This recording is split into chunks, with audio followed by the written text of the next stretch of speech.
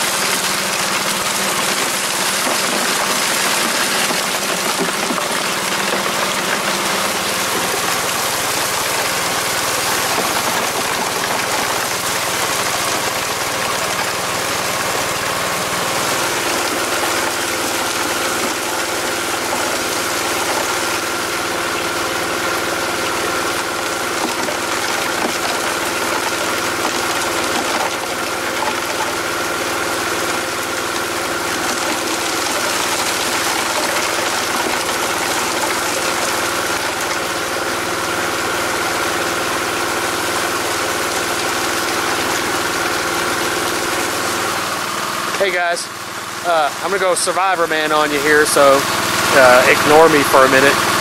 But I'm gonna take you over and I'm gonna show you the inside of this box, what it looks like. So we're over here dredging right now. We're dredging this hole. We're gonna work it down deep, deep, deep. There's a ton of overburden. We have to move probably 5 feet of overburden onto this light sandy soil. And I wanted to show you the box.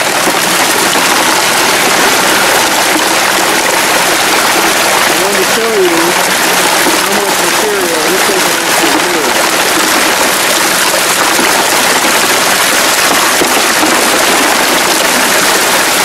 It's moving a ton of material. And you can see that all the rocks just roll off. You don't have to worry about them. It won't clog up your riffles. That's what I like about it. There's a big rock pile at the end. And you can see, I'm going to zoom in here. Hopefully you'll be able to see it. You'll be able to see the mats working inside there. It's going to be tough to get the focus. Goes down this tray. Let me back out a little bit. So it comes in, goes down this tray, falls down into this next tray, goes down to the next tray, falls going out the end. That's all your process material. And then all the rocks coming off that skimmer trail, falling in over here. Now this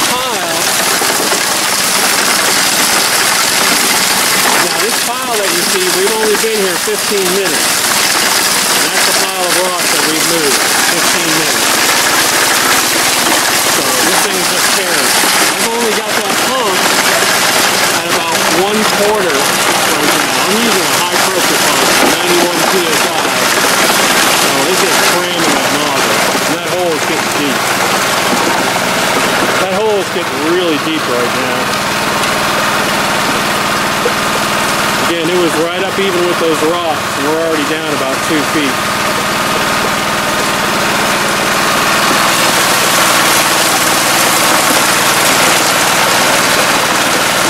There's the creek. Again, this is a flood creek.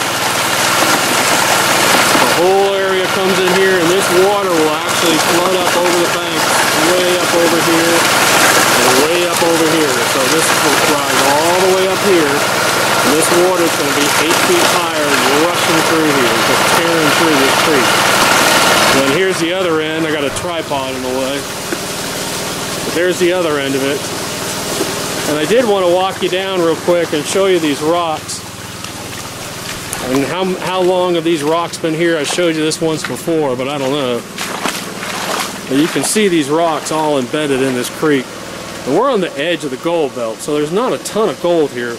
But looking at these rocks in this area, you can just see the power of that coming down. You know there's something in there. And those are some big boulders. Those were pushed in here and dumped hundreds, thousands of years ago. Here's where we're working, right down there. Alright guys, we just finished dredging. We were dredging for only for about 45 minutes, maybe 50 minutes, but I wanted to show you with this 2.5 attachment and a good strong pump. We have maybe a little overkill here. This is 91 psi. That's a good sized pump. But I want you to look at, this was flat, and I want you to look at that pile. That's a massive pile of rocks, and we kept raking it down, so I want to show you the other side without falling into the water. But you can see we kept raking it down all the way down. We kept raking it all the way down into through here. So, and that bank over there was flat. It was like that. We found a whiskey bottle sitting there. We dug that up. What I'm going to do, this hole that I'm going to show you, I'm going to show you this hole, and this hole was even with these rocks when we started. Let me get out of the sunshine here. And what I want to do now is I want to show you that this hole was even with these rocks, so it was flat right in here. And in 45 minutes from there all the way over to here, I want you to see the hole that we made. Go ahead, Ryan, just walk into it slowly. You can sort of see them disappear. But at some points we're almost 4 feet down. We're almost at 4 feet down. That's after 45 minutes in that one hole. That's moving a lot of material. I'm really happy with that. Of course, here's the new setup. And we've got this fluid bed. I put an extra little mat or a piece of carpet. I figured out I don't need it. I thought we might get some blow up from the box, but there wasn't any blow up out of the box.